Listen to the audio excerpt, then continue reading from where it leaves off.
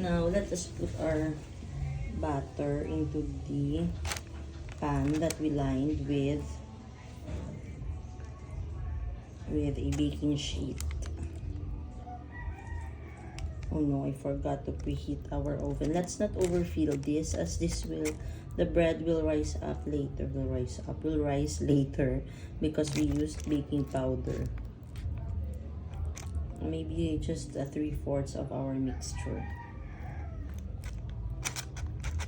Okay. So our air fryer is already preheated. We are going to put our banana bread batter inside, and we're going to bake it for, maybe I'll just put in 160 degrees for 30 minutes because I'm not sure, but later on I will do the toothpick test to see.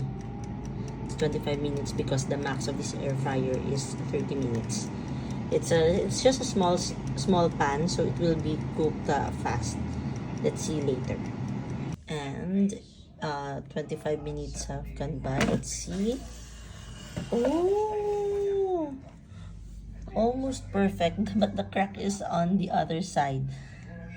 It looks a bit funny. Let's see. Let's do the toothpick test. Oops. I think it's done.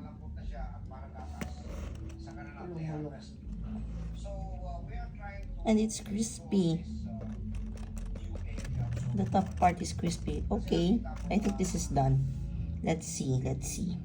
Forgive us for not having a bread knife, but we'll slice this to see if this is really perfectly cooked or not. For me, the top part is crispy, and I have doubts that it has become really dry, and the crack is here on the side, so that's one kind of being wrong. Let's see. Ikaw gali.